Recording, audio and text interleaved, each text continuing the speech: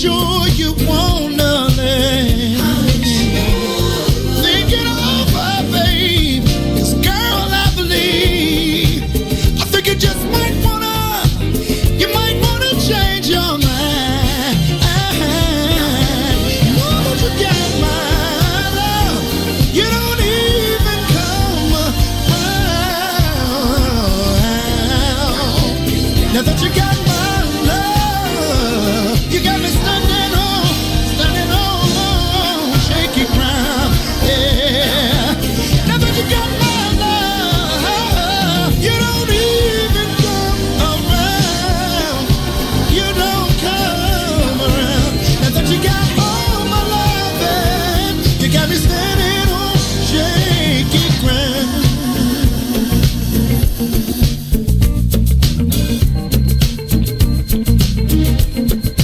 Put your hands together. Put your hands together.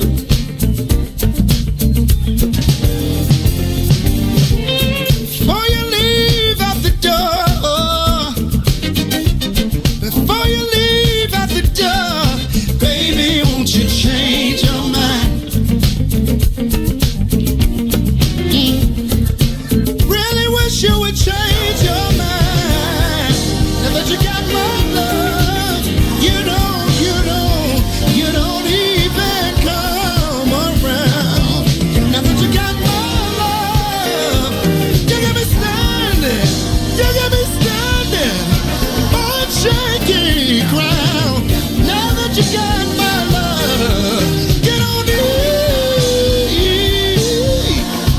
you don't come around. Now that you got all my love, you got me standing on shaky ground.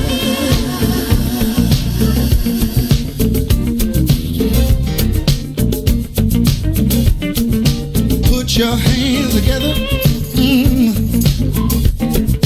Put your hands together. Oh my, I had a conversation with her. This is how it went. Before you leave out the door, before you leave out the door, baby, won't you change your mind? Oh, Lord have mercy. 'Cause I need you and you need me. I know we can be happy. Just wait and see. Baby, won't you change your mind? I'll do better if you change your mind. Now that you got my love, you don't even come around. Now that you got my love, got me standing on shaky. Now that you got my love. Yo, what's going on? Happy Wednesday, everybody. Welcome back to another episode of the In the Zone podcast. It's your man, B. Foster. Brian Foster's back in the building. Did you miss me last week? I look sun-kissed? Yeah, I do. Brother got a little color. Anyway, hey, what's in it for the Black People Media? Happy to be back. Missed you guys last week, even if you didn't miss me. This is my first show with all of my guests in studio. No call-ins. We all live and in person. Everybody is vaccined up, or at least some of us are. So I'm good. I don't know about the rest of these motherfuckers. Wait a minute, hold on. I don't think the video's on. How the fuck do I do it? You know I never know how to work this thing. Wait a minute, hold on. Boom. Did I do it? See, that's all right. Boom, there we go. Now you can see me. Now you can see me sun-kissed. You couldn't see it before. You just heard the sun-kissed in my voice. Today we are going to have a conversation about what do you owe? You're successful. You're black. What do you owe? What do you owe your family? What do you owe your community? What do you owe people that are in your world professionally and need mentoring and raising up? Do you owe them something? Do you owe them an opportunity at your gig? Do you roll the dice on them because they black? What do you owe?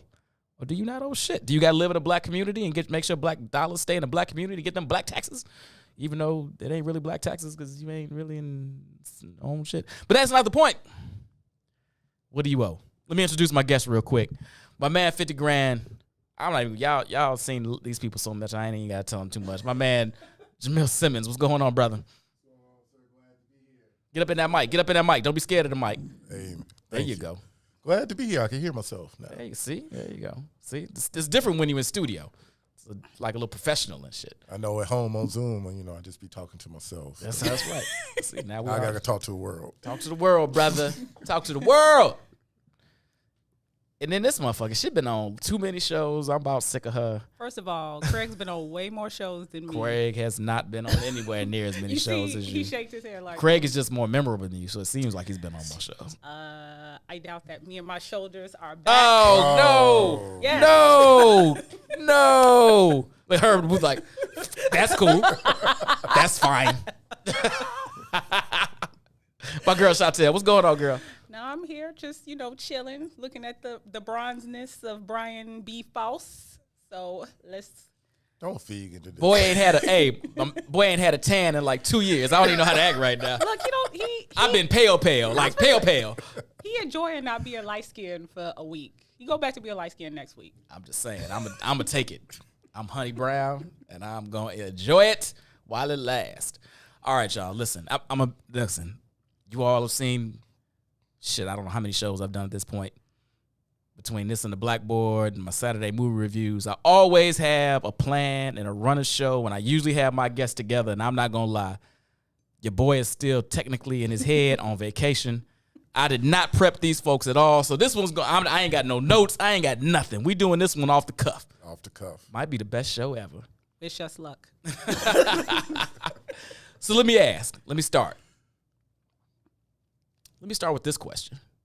We say when you've made it, what do you owe? That's the premise, right? Define made it. Jamil, what does made it mean? I was actually about to ask you that when you asked the question because I ain't made it yet. So I'm still working on it. But I guess in terms of what we think about in the community, made it is when you're somewhat successful in whatever field that is, where you're looked at as a leader in your field, people look up to you, people come to you for advice. You make it past the rigmarole, and you might have some insight on how to get to the next level, whatever that level is. I think that's the term of make it. Okay, that's cute.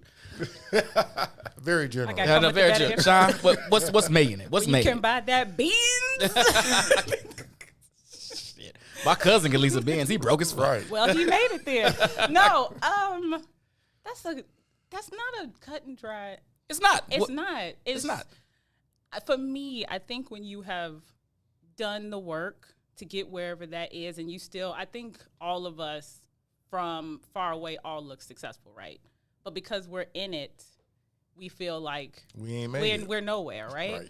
But that's what success is, right? I imagine if you ask Bill Gates if he's successful, he would be like, nah, I still need to gain another billion or something. I don't think if you ask Bill Gates that he's going to be that disingenuous. He might. You never know. No, but what I'm saying is they're just benchmarks. But I think if you have achieved some things, right? No, it's not the Benz. It's not the Gucci. It's not the Prada. But if you've achieved some things and you're doing well and you're upwardly mobile, to me, if you're upwardly mobile, you are successful. That doesn't mean you have more to do. You've succeeded. You're just going to succeed at some other things at that point. Okay. All right, when you say upwardly mobile, just meaning you're consistently upwardly increasing your income, your net worth? Yeah, investments, all of that. I don't think it's just one. I think if you're growing your investments, if you're owning property, you're gaining more ownership, if your salary is increasing, all of those things are upwardly mobile. Okay. If you ain't broke, if you want to double down, you're not broke no more. Okay. How you define broke? I'm about to say that's relative as well, right? That's a real question. Well, that's fair. So this is the hard part of this conversation, I think. There's no making it is really, really super relative, right? So if you grew up in a group home, living hand to mouth, and now you rent a 3-bedroom apartment with your wife and your kids, and you have a consistent job doing whatever it is, that could be considered making it in that scenario, right? And I would agree with that. Yeah. So, and then in another case, if your parents were both physicians and and organizations and had stocks and properties and were doing all these great things for the community, whatever, and you got your bachelor's and you are an assistant teacher's aide or something, all fine and good. Did you make it? I would assume your parents would say no. Right. Your parents might say no, but you're a productive member of society. And so you're fulfilled in your profession. So making it is relative. For sure. For the sake of this conversation, I'm going to kind of lean on what Jamil said earlier about making it. You have achieved some level of success in your industry. You have some type of comfortability. I just made that word up. In your finances, and you are in a position to help others bring themselves up, elevate themselves. You have access to either finances or connections or whatever that might be that can give somebody else a leg up, or knowledge that can help them get a leg up. So the question then is, if you have these resources, if you have this talent, if you have this ability, if you have this dough, whatever the case may be, what do you owe? My first question is, what do you owe extended family or immediate family? You making it? You're making $250,000 a year. Some people that ain't nothing, but I'm a confirm that is making it fine enough. And your mama need a new fence. Do you owe your mama the new fence? Do you owe her the fence? Yeah, your brother your brother car note late, about to get repossessed. Should you help your brother out? You got it. Do you owe it? I mean, do you owe it? Do you owe it? No. Are you gonna do it? Yes. Probably. Are you gonna do it? No. Like, probably so. So, Jamil, I'll put that to you. Close family, extended family, you're in a position of financial security. They aren't necessarily. Do you owe them anything as far as resources out of your pocket comes? Is it more of a passing on of knowledge and they do what they do with it, or they don't do what they do with it? What do you owe your family if you're in a position to help? Well, I think it's a combination of those things. But first, let's start off with the definition of extended family, right? I guess that depends on how you were raised, right? So for some people that have 5, 6 siblings, to them, that might be like, that's it. But for me, that's the only child. Like some of my cousins, I would consider, extended family, because they're like my brothers and sisters. Sure. These are people I came up with. So in terms of what I owe them, I definitely owe them knowledge. Any knowledge that I could share to make their plight easier, to help them advance, anything that I've learned for the people that's coming behind me. And to be honest, I've probably failed in some of that myself. And I wish I could go back and do it over again and, tell them what not to do, what to do, when to do it, and so forth. And financially, I guess it all depends on what you can afford. Like you have to set a limit for yourself like you do with anybody in terms of extending yourself, what you can afford to do without. Because if you give it, what they always tell you, don't expect it back, right? Don't give anything you can't afford not to. Exactly. Get back. That's right. So you have to expect that, or you have to look into that and factor that into what you can give and what you can't. If it's something simple like, my cousin wants to come in town and they need a plane ticket, I might be able to do that. Now, if my cousin wants to come in town and they want to stay downtown at the Grand Hyatt, bruh, I'm going to get this half on this plane ticket and I'll come pick you up from the hotel. We could do that. So it all depends on how you look at it and exactly what they're asking for. Gotcha. Sean? So I have a theory about this. Theories. I like theories. Let's hear 'em. I think all the generation below, like myself, I can only speak for myself, all the generation of my family below me, cousins, nieces, nephews, yada yadas, if I had some younger siblings, absolutely you owe them.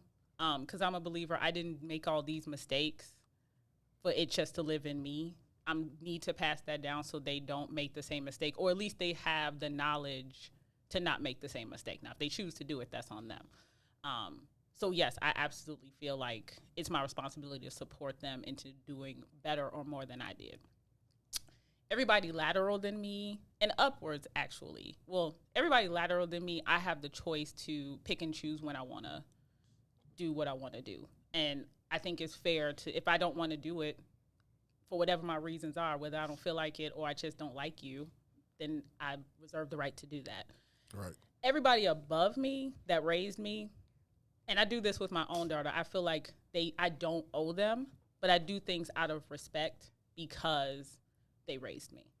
So you don't think you owe moms nothing? I don't. But sadly, my daughter doesn't owe me anything either. I brought her here.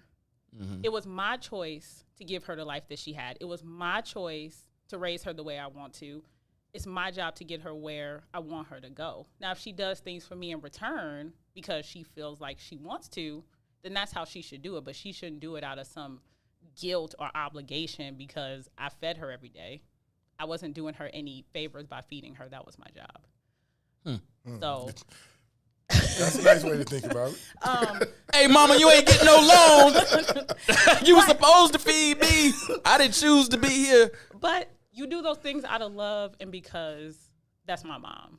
You know, that's why you take them out for Mother's Day and do all that stuff, because you love them. And I think there's something to be said when you do things for people out of love and respect versus feeling some level of obligation. I think it's more fulfilling when you do it out of love and respect. But that's just my little theory. Interesting. You ain't see that coming, did you? I didn't. I like that, though. I like that. I see, moms, you in trouble. No, I'm sorry. So now, don't nobody's mama come right. sending me no messages. Look, now my feed blowing up. Everybody hates you. No. So here's what I found. I do think I owe. I think I'm in a great position.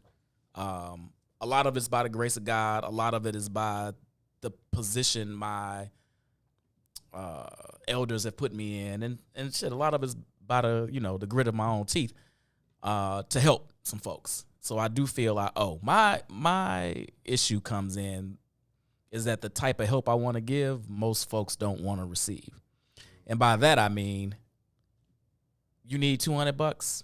All right, I probably got you on that, but that comes with some conditions. And I don't mean you washing my car, and although maybe that's what I'll start doing. It's more like, all right, but now we gotta hook up, and I gotta teach you something, like how you don't need this 200 again. Right. Like the reason you got in this position need this 200. Let's talk about how you don't ever need to, how you can avoid getting in that position again, or giving you a book to read that might, enlighten you on something. And it might not even be about financials. It might be about something else. Just trying to put you in an engaged point where you figure some things out so you never have to come back to this well. But folks only want to come back to the well, right? They don't want to have the conversations about how to improve and how to get better and all these other things. That's like, I got to do what? Nah, I'm straight. So you really didn't need this money because you don't want to even have do a little bit of work. You probably wash the car before you do some of this other stuff I would propose you do. So you just really want this handout. And I guess that's where I have an issue. And that's mainly for the generation underneath me. Now, the generation above me, I don't know. I'd shirt off my back, to be frank.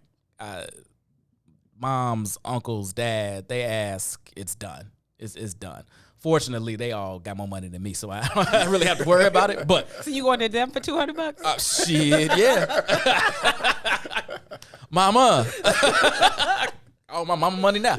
But in lateral, funny you mentioned that. Lateral, see, that's a tough one. Those are tricky. Those are the trickier ones. Because if we're family, particularly, brothers, sisters, first cousins, second cousins, more than likely, somewhere in that, we grew up in the same house, same household, same communities a lot, same family structure, and you had every opportunity I had, and for whatever reason, you tricked that off, and now it's on me? Well, that's not 100% fair. Like, if I think about my cousins, they didn't have, even though we were in the same house a lot, but they didn't have the same opportunities I did. Agreed. I'm not saying it's 100% across the board because we know they're, one brother is doing his thing, the other brother's a crackhead. Fair. In the same house. In the same damn house. Right, fair. But what I'm saying is, for the most, in my family, all the generation above me, for the most part, they did their thing. So everybody that's in my immediate family, first cousins and all that, all my grandmothers, all my, the cousins, my grandma, we all were good. And most of them took advantage. Not everybody did. So I don't feel like I'll do a little. Every once in a while. I got you on this one. I'm skipping next. Yeah. And it's usually a little silly shit, right? It's like, we at the club and you ain't got no money, so I'm buying you drinks. Like, you know what I'm saying? It's stupid stuff like that.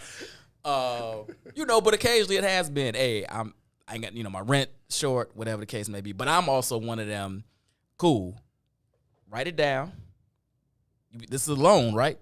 Cool, write it down. And then it's tough to come to me again when I got 3 notes. Where you said you was gonna give me this money and I ain't seen nan repayment. Damn, you keep a log? Shit. That my grandmother did that shit. That's what loan sharks do. Yep. I ain't even charged no VIG though. My grandmother did that. I borrowed like $300 when I was in college to get this car. And my grandmother wrote in this little notebook, and I didn't take it seriously.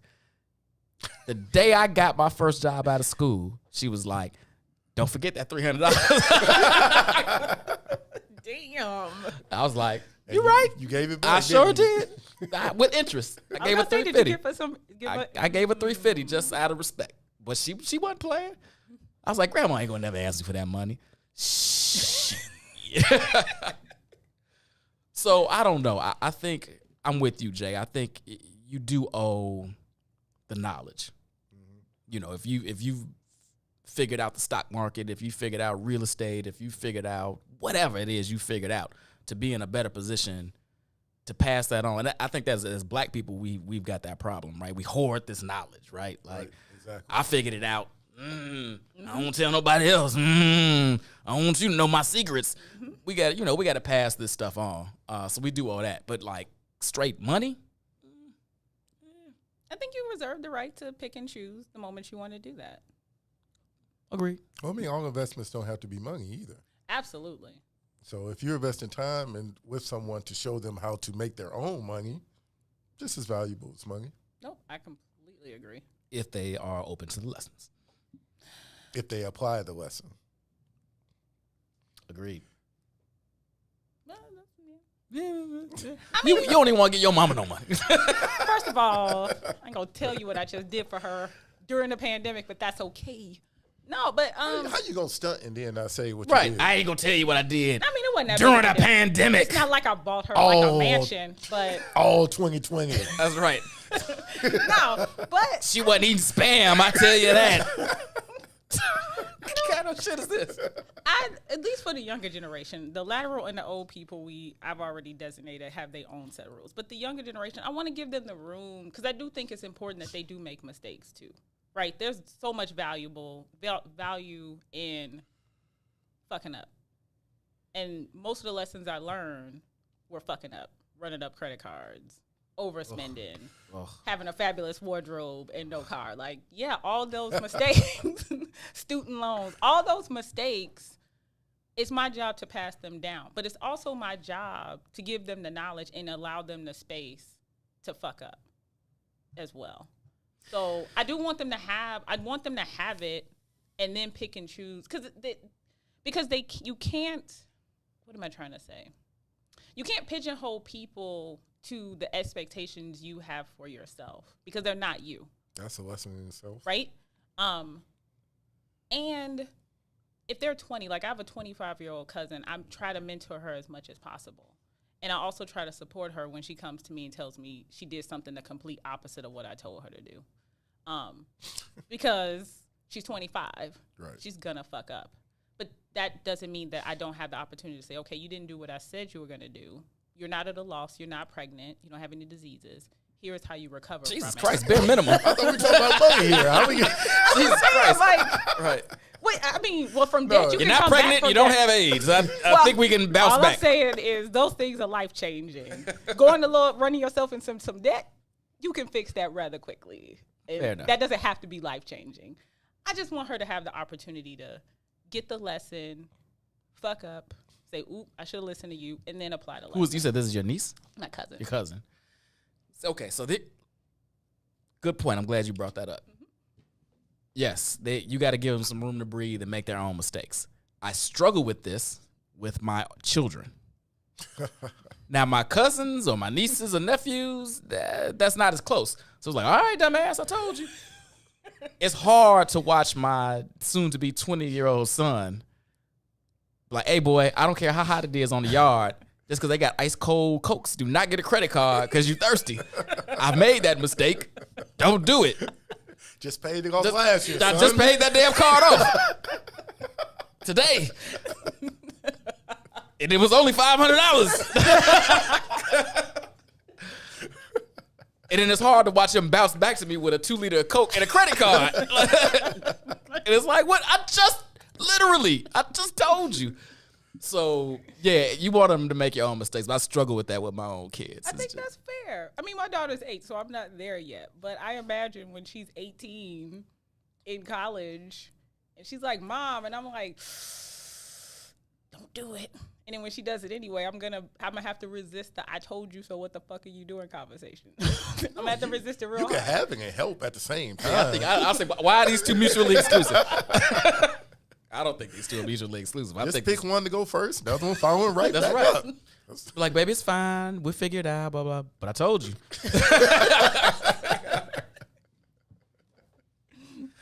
And then after a while, you ain't got to see it. It's like, Right. They're like, I know. All right, well, if you know, then why the fuck you do it? I mean, I guess I could double whammy them. Like, I support you, but you know you're fucked up, right? Yeah, absolutely. That's how it should be done. I think that's completely fair. Okay. I'll keep that in mind. Write that down. Write that down. On that note, along with what the money you brought. Exactly. Write it all down. So let's switch gears on that one a little bit. All right, so family, it's a sticky situation. Let's talk about the community. Now, again, community is a big word. Could mean a lot. What do you owe black people? What's in it for the black people that work? What do you owe I hate you. by that I mean the community you grew up in, the school you went to, us as a people. Like, do you have to be in 100 black men? Like, what do you owe? I'll Tell. let you. No, Tell. I'm coming to you first. damn it. I knew you was gonna try to. It's like I was just done talking. You just had to throw that school in thing after our earlier Sure conversation. did. That's why I'm starting with you. Yeah, let me damn go it. on and sit back. Why don't you ask me easy questions? I think not to be like towing the line or like, it depends, but it kind of depends. Okay. Right? It depends on your. Here's what I would say. If you're a person, if I'm sitting with you, you talking about what the community needs to do, how it's messed up, how black people are this, how black people are that, then I have to look at you and say, well, what are you doing to make it different? What are you doing to contribute? Is you complaining your contribution to your community, or like, what are you doing? For those people, I challenge them to, they need to do more. They need to do better. They need to do something. Yeah, that too. Donate some money, something. Now, if you are a person who has totally disconnected yourself from the community, like I don't want to be bothered. I did not grow up on South Shore. Abort mission. Forget I lived there. Because there are people. Don't try to act like you don't know those people. Why you calling Chris out? That didn't even. I did not. That wasn't right. Call you out, that's sir. Just so you know, if you out there, it wasn't me. It was him. Then you've made your choice. You don't owe the community anything. So I disagree with that.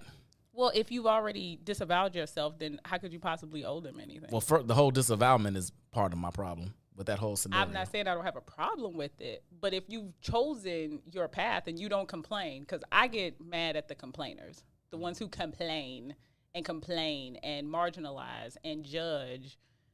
What are you doing? Who judging? Hold on. I was about to agree with you till you said judging. I know that's your bread and butter, but No, I'm all for people judging. Don't get it twisted. no, I mean judging and like not doing anything. But you can't disavow. I'm tying that to your statement about disavowment. You can't disavow yourself from the community and separate yourself and then talk shit about the community. I agree. We're on the same Okay, page. all But right, if you that have disavowed yourself, you don't talk about the community, you don't go to the community, you don't do anything. You just stay out in Naperville and you're now in Naperville. Damn, Tony, now she talking about me? Then Bill. fine, you don't owe anything. You've made your choice. I do have a tiny problem with people who I guess there's one thing about people who do contribute to the community who don't live there that I find a little bit of a juxtaposition. Okay. Because I find it really hard to see how you can contribute to a community that you, in fact, don't live in. Because I think we all understand that where you live is where all your dollars go. Sure. And that's where you spend most of your time. So I find I'm always puzzled, like, how do you, like, if you live in Naperville, how can your allegiance be to South Shore? Like, how, it would be really difficult to be able to build up the community, South Shore from Rockford. That's really difficult. It's very difficult for your dollars to get there. It's very difficult for your time to get there. I just think it would make more sense to build up the community that you live in and to live there and to do it. I think you have more skin in the game if you live there. Keisha, that's a direct shot at you. It was not. Jamil, It was not. She does not live in Naperville. she ain't listening to it. Well, you know, I disagree with one point you made. That's fine. Because your money could go anywhere. You could send money. You know, well, I remember one time my friend, I don't know, I invited him out to something, or I was doing a fundraiser or something. I was like, man, you ain't come. He was like, but my money got there, right? And I was like, you're right. So money could go anywhere, whether it's from Rockford to Southside or what have you. Someone can, you know, invest in a store that someone's opening or give to a community organization or something like that on the South Side. But I think what we owe our community is an opportunity, right? And I think that's what most of us don't do. Like, I'm not going to the South Side, or I'm not going to this restaurant, or whatever. I'm not going to buy from him. Give them an opportunity to prove you wrong in some words or right in other words, right? Give them an opportunity to show you that they're a quality business, or that they're a quality restaurant, or that they're a quality organization, and spend some dollars with them. Now, I'm not saying you got to go back, but I think you definitely owe them an opportunity. So if my boy is selling sweatshirts and I buy one and I never go back, at least I can say, hey, I got one from you. Or I could wear it and people ask you where you got that from. Got it from my man down here. Don't work for me, but if you like it, go get you one. So I think it's opportunity, and I think the other part is the word. Like, you owe people to spread the word about whatever it is. If it's an organization, if it's a store, if it's an opportunity, if it's a client, you owe them to spread the word. Like, hey, this person did good work for me. If you're looking for this, you might want to talk to them. Mm-hmm. Or if you're looking for a good place, a good black-owned place, try these people. So it's the word and the opportunity. I think that's what we really owe to the community, outside of money, outside of time. But those two things are free. Well, opportunity may not be free, but sharing the word is free. I completely agree with that. I would actually add on to that, because I really hate that we have these very high standards for our own businesses, right? Like, if I go into a nail shop and they mess my nails up, then I'm like, I'm not going to any other nail shop in South Shore. Instead of just being like, I just won't go to you, I'll just go to the one 2 doors down. So I would love if we just stop having these excessively high hurdles that we place on black business. I mean, I don't give up on an all-white business because one didn't do something I liked. Like, no, but it's the truth. Like, I don't not go downtown because I went into Bloomingdale's and they made me mad. Like, that does not happen. Very true. So I want us to just level the playing field for all businesses. If you don't like that one business, don't patronize that one. But don't hold all black business to the mishap of that one. And also understand that maybe that business was having a bad day. Maybe they have that one bad employee that they fire a week later. Like, you may want to give them another opportunity if you like the product. So I want us to just be not as critical. I can't second that more if I tried. There's nothing more irritating to me than seeing somebody say, see, I went to such and such, and that's why I don't do black business. God. That's why I don't shop black. That's why I don't do this black. They let me down. Right. This one store, or this one restaurant wasn't good, so all black people fall under that umbrella from a business standpoint. I cannot stand that shit. Irks my soul. Glad you said it. No problem. I've been on that soapbox on many a show, so I'm glad somebody else said it. I'm here with you. Good Lord. I went to the Taco Bell. It was bad. I'm never going to that Taco Bell. Why isn't that fuck all Taco Bells? Oh, because you like Taco Bell. Joe Gordita eat dance. Anyway, let me ask this, Sean, because you mentioned this earlier today and you tried to dance around it, and I saw what you did. What'd I do? So what about actually returning to your community and putting in some sweat equity? You said you haven't been back to your high school since you graduated. First of all, I didn't say that That's on what air. you said. I know, but you said it. I did not say that on air. But you said it. I did say it, and I You would say and it you on went to air. a hood school, so they need your time, talent, and energy more than anybody. What school did I go to? Harlan, Hirsch, None. Bro Bowen. Okay, so why don't I contribute to my school? Is that where we're going, Mr. Dolphin? Or where'd you grow up? I grew up in South Chicago. Have you gone back and tutored, mentored, cleaned up after the riots? Any of this? Well, I wasn't here during the riots, so I couldn't clean up. Okay, But, no. Do you owe that community your time, talent? Absolutely. Why haven't you given it? Because I'm lazy. There it is. I can't berate you if you're gonna be honest and shit. What you think I was going to say? No, I mean, the truth of the matter is, it's not because I'm lazy. That's not true. It doesn't really occur to me in any space, right? Like my daughter's in school. I don't go, and she goes to a white school. I don't go to her school and contribute. I don't volunteer for like cleanups and things like that. Those things just don't occur to me. But there will be things that will occur to me. If like there was an opportunity to read to the kids at the grammar school I went to. I went to Edward Coles in South Chicago. If those opportunities presented themselves, I would do that. But I haven't seen an opportunity that piqued my interest, and I was like, yes, I'd want to do that.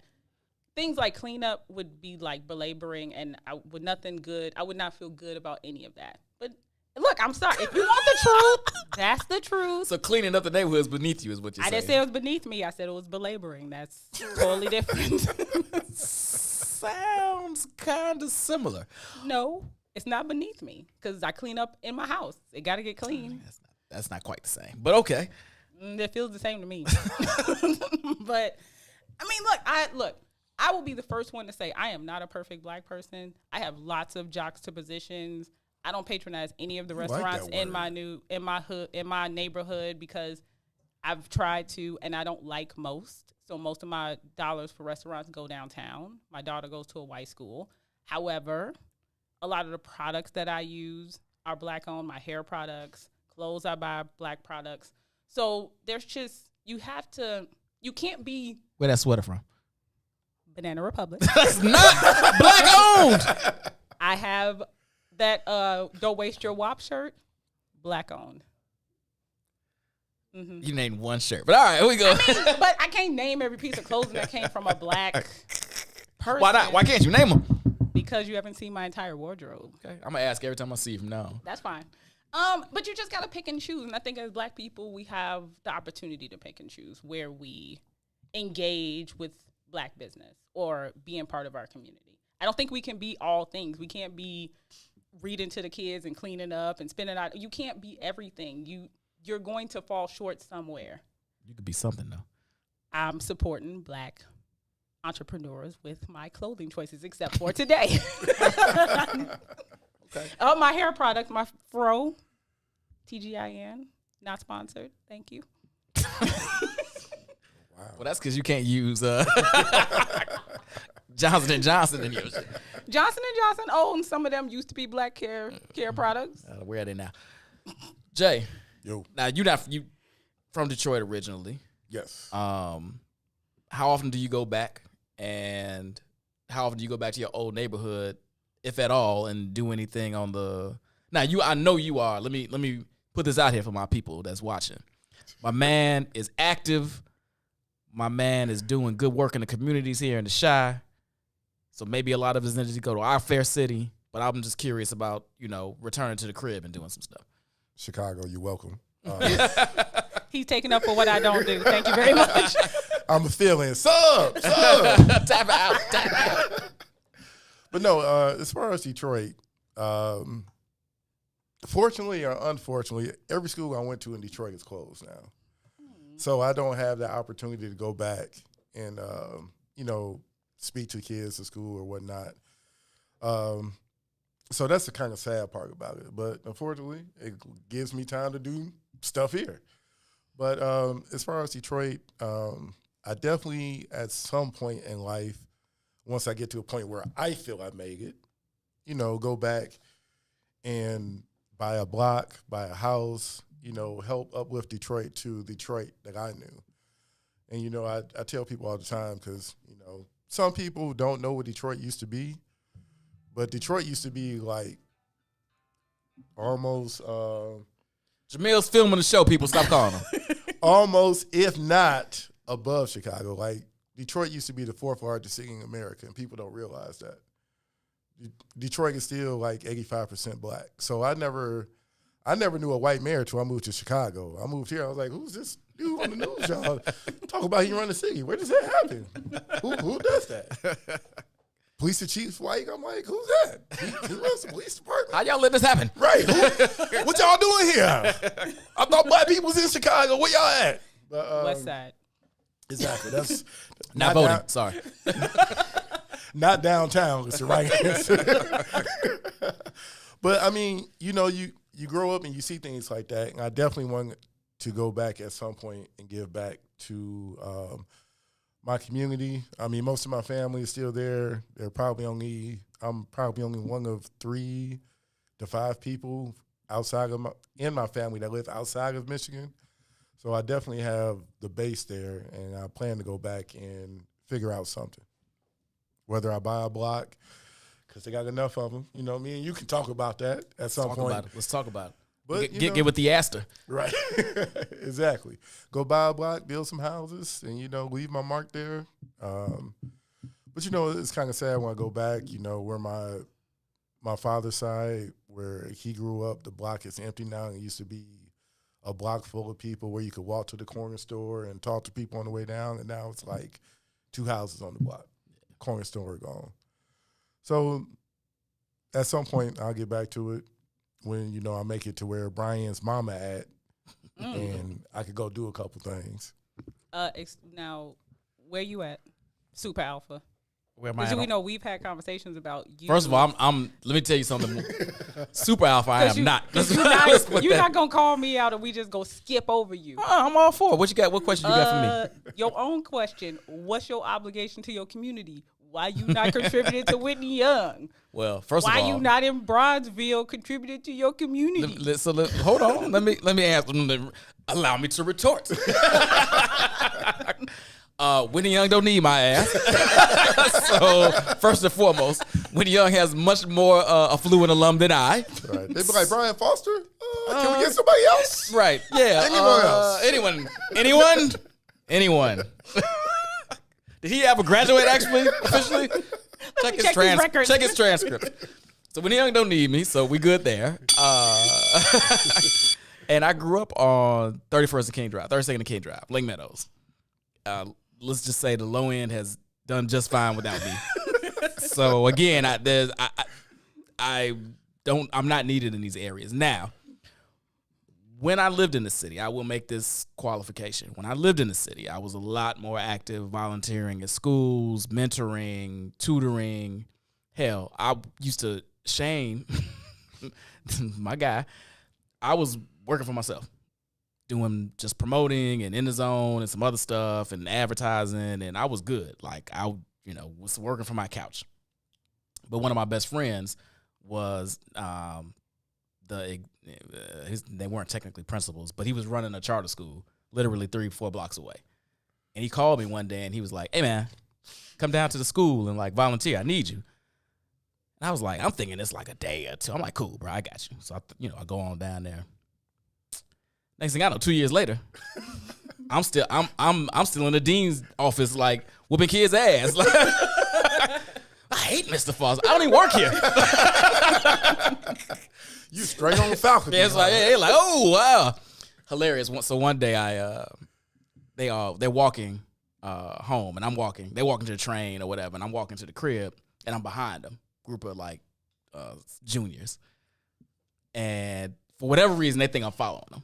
So eventually one time I was like, why are you like following us? And I was like, fool, I live right here. And I put my key in the door. They're like, oh. Like, I ain't thinking about you. But anyway, and I will readily admit, on national TV, we are not on national TV, but whatever the case may be, that since I moved out of Chicago, my volunteerism has fallen off a cliff. Be frank. Part of the reason I wanted to be in 100.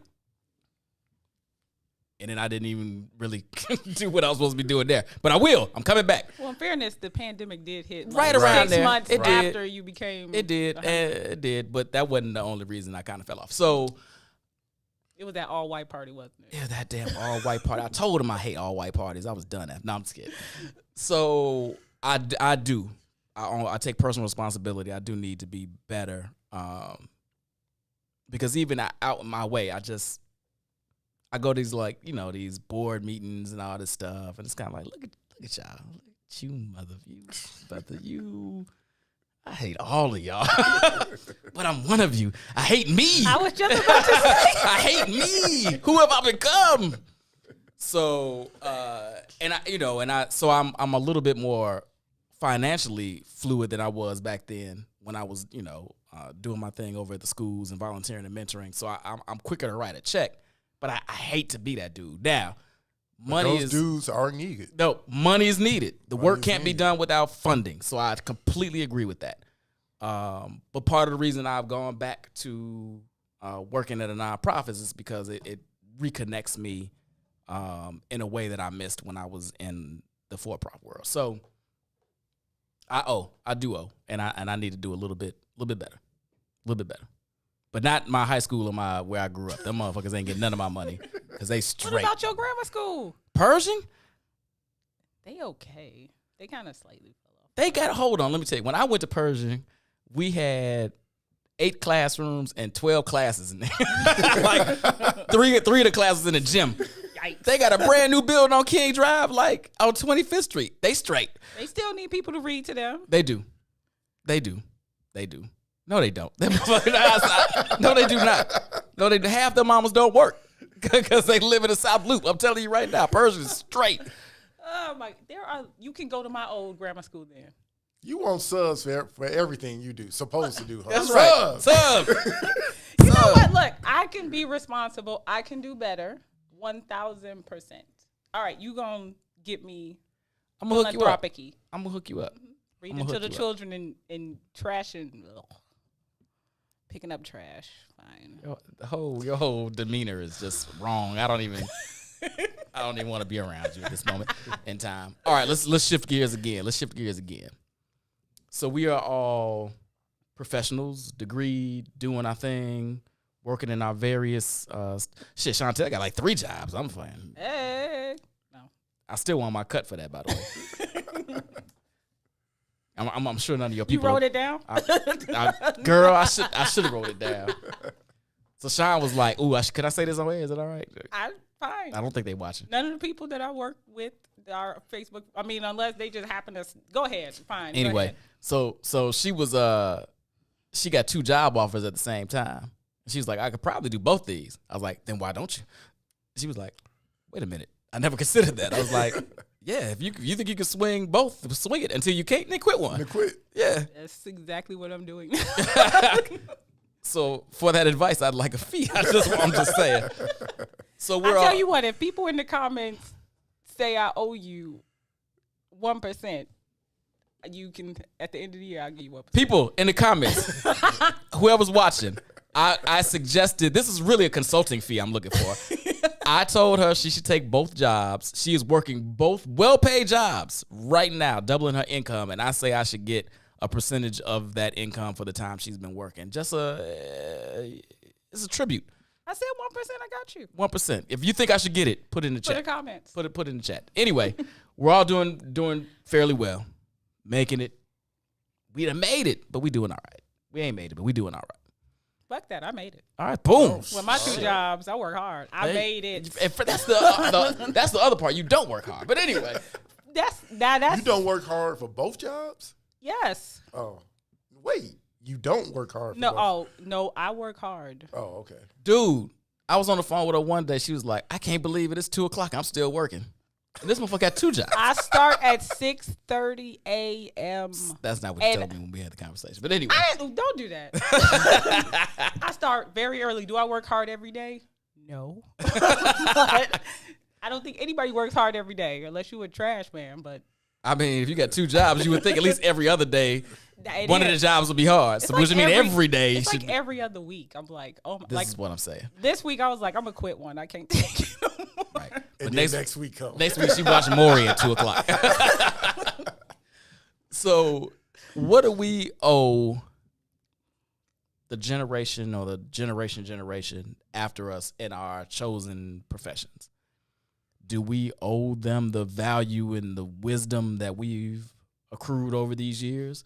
Do we owe them an opportunity to advance? Do we owe them the mentorship professionally that we all could have used in our younger years? Or is it, figure that shit out just like I did? I'm good. Jay? You know what? I think it's a combination of the two, right? Wait a minute, hold on. Ron Taylor, that's an excellent point. He said, donate the 1% to the community, maybe a black investment program for black youth. You know what? In your name, I got it. Oh, look at God. Look at God. Got it. Look at this. What's And in it for the black people? And just so we clear, Ron Taylor is my daughter's father, so he's really being a hater right now. But that's okay. I'ma still do it. Oh. Still, Ron, excellent suggestion. Excellent suggestion, Ron. That's okay. Ron says, I ain't going to get it. Might as well give it to the kids. But I like it. We gonna do it in Brian Foster's name. And Ron. Me and Ron split. Ron Foster and Ron Taylor. That's what we gonna Fine, do. in both y'all names. Both our names. In Jesus' name we pray. Amen. Done and done. This makes that suggestion tainted and funny and better all at the same time. Like, it's this conglomerate of better and funny and fucked up. I love it. But what do we owe? What do we owe, Jay? I forgot the question. What was it? What do you owe in your career? In the career What do you owe the people thank you. coming That's right. behind Thank you? you for bringing me back in. So I think it's a combination of both. You need to, I think the one thing you need to offer them is your time. Whether it's 5 minutes, 10 minutes, talk to them about what they're doing, good and bad, how they're perceived, which is probably the major thing. The things they're not hearing behind those closed doors about their performance. Like Miley tried to do in Insecure. You watch Insecure? No. You don't. Shame on you. I only saw season 1. It's hard to get me after season 1 for any television show. Game of Thrones. Never. I want to. We'll come back to you. I want to be entertained. I ain't trying to translate as I watch the show, but that's not the story. It was swords, dragons, and titties. I don't understand how you couldn't get the Game of Thrones. But anyway, go ahead. For 3 minutes and then it's them talking about some stuff I need translators for. Lord. Black people don't like to think. I swear to God. TV, But Martin, you was on that one, Martin. well, it was based in Detroit, so yes, it was. But TV is not for thinking. TV is for entertainment. I think at work. I think that's a little fair. But no, I mean, I think you just really offer them opportunity. Some people, I guess, go back and forth for whether they need to be proactive and go out and get them, hey, young man, come with me to lunch and let's talk. But if that young man comes to you and asks you a question, it's like, hey, man, call me after work. I'll give you the real. Like, I was in the office the other day, and well, I shouldn't say the other day. I think he Skyped me because I was at home. And he was like, hey, can I ask you something? New young guy. Wait, did you say Skyped you? Yeah, we use People still use Skype? Apparently at his office. We're moving to Teams. We're moving to Teams. That's still a thing? We're moving to Teams at some point. Hey, did anybody lose in the pandemic more than Skype? Absolutely not. Zoom and Teams just beat the shit out of Skype. Go. I'm sorry, bro. Go ahead. But no, I think he actually called me, and he was like, hey, man, I've heard about you. I've been meaning to talk to you about some things. I was like, yeah, man, anytime. So whenever he takes the opportunity, I will make the time for him. But I think that's one thing that you can do is just leave the door open, for better lack of words, for people following you to, pick your brain about what's going on in the organization. That's what's up. Sean? Hell yeah. No. I agree 100%. I think it's very important to introduce yourself to any of the new Black employees and let them know that they can come to you for anything and genuinely mean it, because sometimes people will say they will never answer you again. But it goes back to my younger cousins, right? Like, I do think you owe people the advice. Like, I didn't do all this hard work to hoard it, as you said earlier. I'm here to vomit up all that so you don't have to go through what I went through. Now, I don't think you should Bill Cosby it and then drag them in the room and be like, this is what you're doing wrong, young man. You got drug him? I'm about to say, wait a minute. I wasn't actually referring to that part. I was more referring to how Bill Cosby pre-allegations would get on stages and talk about how Black people wasn't shit because our pants hang down and that Bill Cosby. All right. Okay. You got to, if you redeemed reference yourself. if you referencing Bill, you got to be super specific about what you're talking about. Meant. No, but I do think you owe them the advice. I also think you don't owe them to browbeat them with it. It should come from a mentor space and a genuine space of helping them out, not trying to mold them into being you, part 2, at AT&T or wherever you work. So that I just threw that out there. Okay, all right. I'm saying somebody might work at AT&T take offense. I didn't mean it as an offense. That's what popped in my head. That's my phone service. Hey. No, but I think that it. And it goes back to my comment about Black business, right? Like, I've heard people who have tried to bring up Black people in their organization, they get burned because that particular person either wasn't ready or just didn't have the skill set, and then that just kills it for everybody after. And I think we need to also dead that kind of thinking. If you find value in somebody, help them along. Like, it doesn't really cost you anything but a little bit of time. And I realize time is very valuable, but if you have it to give somebody, give it to them. Because you never know where they're going to end up. They could be the next Bill Gates. They could be the next Pookie from, what is that damn movie? I just blanked. We take it from one extreme to the other, though. My point is, you don't know where they're going to end Pookie up. to Bill Gates? Jesus. That's a broad spectrum. All I'm saying is, just give them the advice. Let them do what they will. It's not your job to make them into who they're not. Your job is just to give them the advice and let them do with it what they want. Okay. But yes, you owe it to everybody behind you. And if you have the ability to, you should be able, if you can, you should put them in a space where they can showcase their skills to get to the next level. Absolutely. If you can. If they have those skills. Yeah. Brian is like, no. Are you torn? You're not taking my job. It's only 2 of us here, and I'm going to stay. And fuck you. I'm not showing you shit. You not taking my good job. Are you crazy? What are you better than me? What are you smarter than me? Did he work for you? That's what you do. I don't want them to ever see that. No. No, I'm kidding. No, I agree. I think you do. There's a mentorship aspect there that I think we owe. I never had it. I wish I did. I wish I'd had that helping hand. That you know what? I take that back. I did at one job. He wasn't Black, but he did. Try to bring me along and put me in a position to showcase my strengths. And I think we do owe that to each other. And I think we owe each other the opportunity, if you're in a position to hire, 1,000%. To give them that opportunity. Like, right, that even if they might be a little less qualified than some other candidates, Okay. That's what other people do all the time. And we've got to, now, that being said, you give them that opportunity, that means you got to come in my office and I got to close the door and be like, hey, look. Right. Hey, there was some other candidates.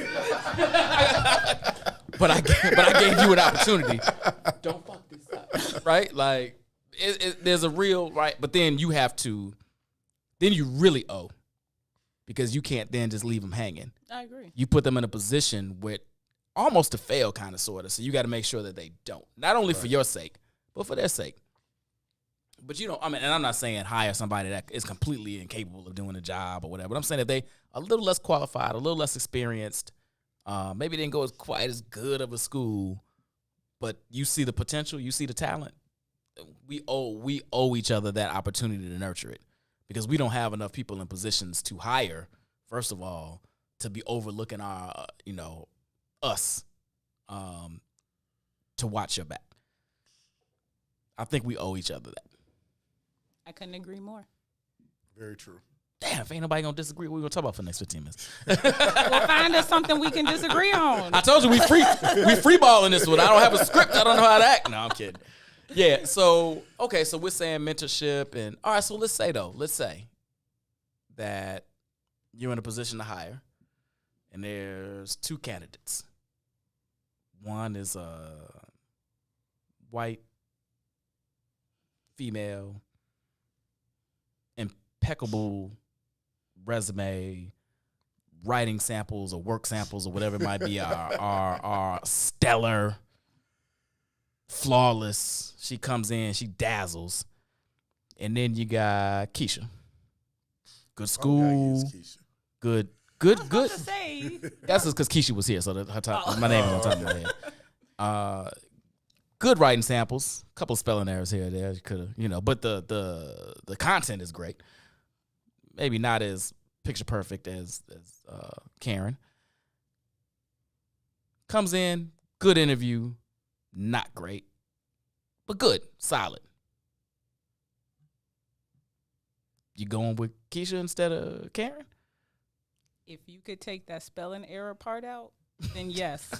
Because I can't hire nobody who is going to present me some final work with a damn spelling error. All right, I'm going That's far gonna with be the a problem. I'm going far with the spelling errors, but let's say the content was better than Karen's, but there were a few spell check wasn't working that day, whatever the case may be. She was rushing home from a second job to get this in. That's right. That's okay. right. Okay. But the content was superior. Then I'm going with Keisha. Come on, Keisha Jenkins, let's go. Why you gotta be Wait a minute. Now wait, stop. I ain't saying he gave all y'all gave names. How y'all go? Oh, he already kicked it off. He just kept it going. Oh my God. But yes, Keisha is gonna get the shot for sure. Keisha? Based on what you said, if she shows the most upside, they're probably Keisha. Okay. Nobody's going with Amber? Damn. Well, it kind of depends on what you're hiring for, right? Because like you said, you feel like Keisha has the more upside, right? So Just needs the grooming. Just needs the grooming, right? So you got to spin it to the organization, right? Hey, we could bring Keisha in here. If we bring Amber in, we're going to have to bring Amber in here. So let's bring Keisha in here and develop her to here. Talking in terms of salary. With your hands. And you got to sell it. Not that I've ever done that before in my professional career, ever. I have. So, yeah, no, I'm with that. And you're right. Sometimes you do have to kind of sell it. But I think we are not, as I said earlier, in a position often enough to make these decisions to let that slide by. I mean, it would have to be like glaring, and I have to be like, all right, come on, like Amber's crushing it. And to be fair, it's highly unlikely they would be that far apart if you had two candidates. Let's say Amber and Keisha, right? Well, no, I wouldn't say that. I've interviewed people, and rarely are the people. I've gotten to a place like that. Rarely are they that far apart. as far as when you talking about like final, they're usually way closer than what you're describing, and that would be an easy. This is something that happened to me personally. Did it really? Yeah, where like Amber was great, but she's mayonnaise, and Keisha, had spice, like had this. And I'm in communications for anybody that doesn't know. Had like this disruptive marketing edge to her that I dug, but she wasn't sharp enough on her, like grammatical errors and spelling. It's like you could see she took like one pass at this and killed it content wise, and like didn't go back. Right. And like so, being very specific and strategic about that piece of it, but that's easy. That's Grammarly. I can get you a Grammarly account and make that happen. So, but if you kill the content, we can fix that other little stuff. What if no, I'm not even gonna do that. Never mind. We ain't got enough time. I'm not even gonna piss nobody off. What do you owe? We got 10 minutes left. What do you owe yourself? We've talked about everybody else, but you're at a point now. We're all at a point in our careers where we probably got more behind us than ahead of us, or almost at that point, or at a midway point. What do you owe yourself when it comes to this type of thing? And you just thought of that off the top of your head. I did. This is what I do. My God, apparently that vacation brain is off. What do I owe myself? This is a really hard question for me. Me in particular, because I just don't think in that kind of space. But if thinking about it, I owe myself, and I think I said this earlier, the ability to pick and choose when I get to be super Black person. And I think that's just the most balanced way to be. Like to me, it's just a lot of stress to try to do everything Black. Not that it's a bad thing, and if you can do it, great. But sometimes it can be stressful. And I don't want to be stressed. I want to be able to do it freely and out of love and out of respect. And I think I mentioned that earlier.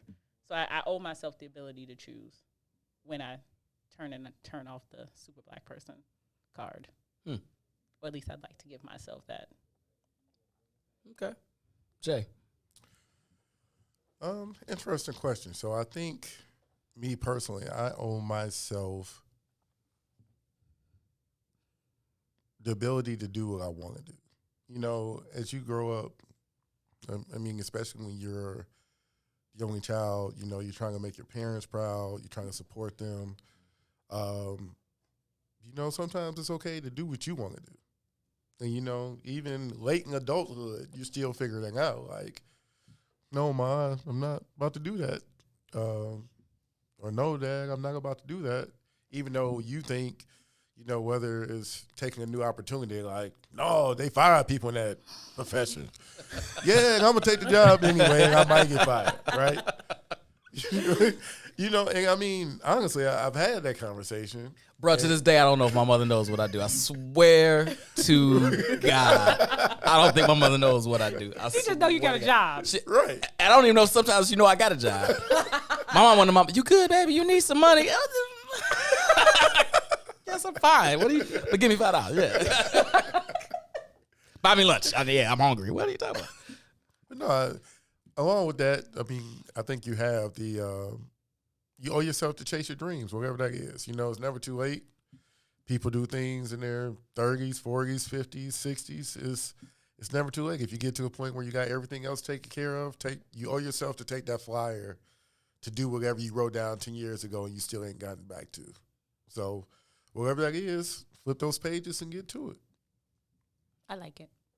Those are two excellent. Look at you. This is why I have y'all on the show. You smart. You smart. Jay, it's funny you say that. I've taken a lot of flyers in my life. I have never been one to be shy about saying, I'm going to go try this. Might fail, might not. I'm going to roll these dice. Right. I've won, I've lost. Some things have been great, some things have blown up in my face. And I think I'm at the point now, to a certain extent, where I owe other folks more than I owe myself.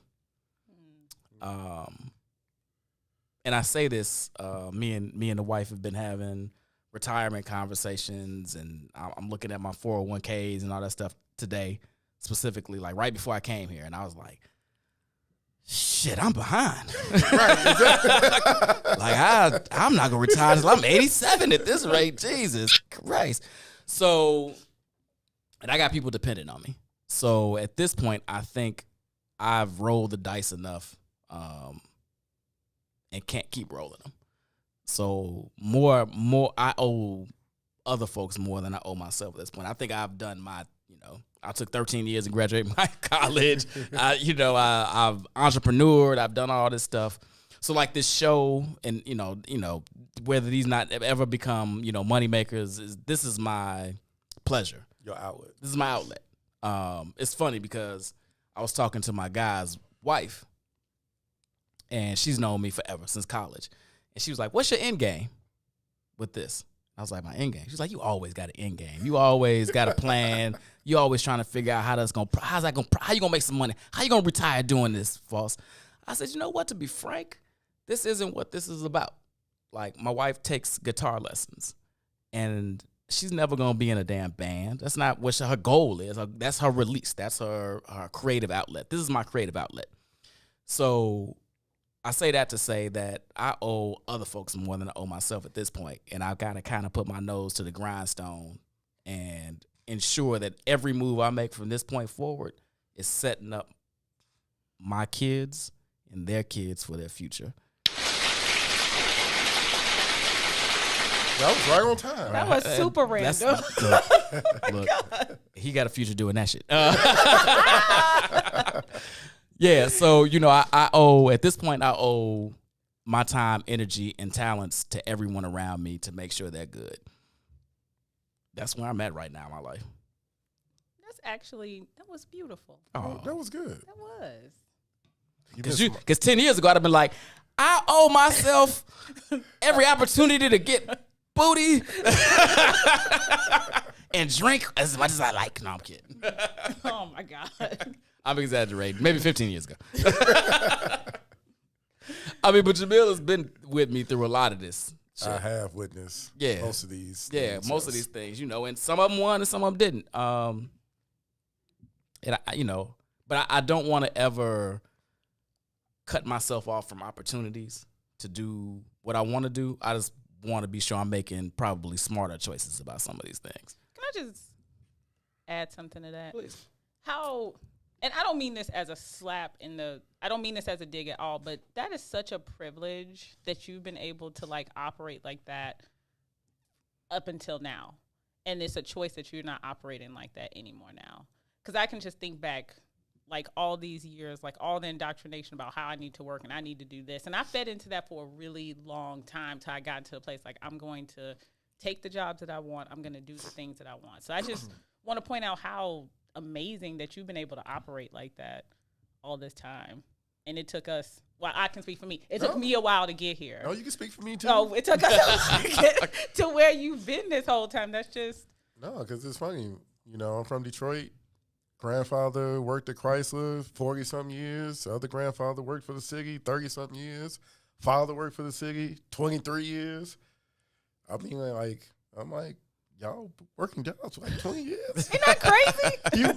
And it's funny. I don't want to throw my father under the bus, but we had this conversation all the time. And he's like, well, work and get your pension and then do what you want to do. I'm like. So by the time I get the pension, I don't want to do shit. I ain't trying to do nothing. You're going to have 8 years to do what you want. I ain't going to have energy to do nothing. I'm going to sit on this couch after you retire. That's right. That's funny. I was thinking about that. Actually, I was walking to the car before I came over here and was thinking about that. I was like, my mom, my dad, a lot of my uncles and aunties, even my in-laws had these, either government or CPS jobs that, had these guaranteed pensions and whatnot behind them. And now they straight, right? But they played it safe. Right. And while they're fine, they'll never be doing it. And every roll of the dice I've taken has been like, I think I can do it, right? So now I'm behind in some, my safety net, which I can catch up on. But it's just now I'm at a different point. Now I got to be. I'm still rolling the dice, just more strategic. But it's a lot more strategic, right? I'm not at the craps table at Caesars with 1,000, like blah. But 250. That's right. Now I'm at the roulette playing black and red, right? Like I got a 50-50 shot. I got a 50-50 shot. The only game I play. That's right. Roulette. Yes. 21. I'm a blackjack. I'm a blackjack. I'm 50-50. 50-50. That's how to change games. I used to be at that crap table like. No, I saw somebody lose 25 grand on the roulette table, and I was like. On what number or on color? A combination of a bunch. He was like 30 black, 12 red. Like, whoa. I don't understand this game. I'm just gonna sit here and drink my drink. Hey, look, he outside Caesars right now, like he probably is. My God, I was just like 25 grand gone in 30 minutes. I said, oh, okay. That's a whole nother comment. That might be a whole podcast. We got to have a whole about gambling. I can't do it. Anyway, y'all, hey, thanks for joining us tonight. This is a great convo. Jamil, appreciate you. Sean, appreciate you. What's in it for the Black People Media? Next week, right back here, Wednesday at 7. Follow me right now. My man, my frat. Wednesdays. If y'all like some fucking crazy, frisky conversations, stay tuned. This is coming up right now. Hey, I'll see y'all next week, 7 o'clock. We're gonna do it. Peace and love. What's in it for the Black People Media in the Zone podcast. Till next time.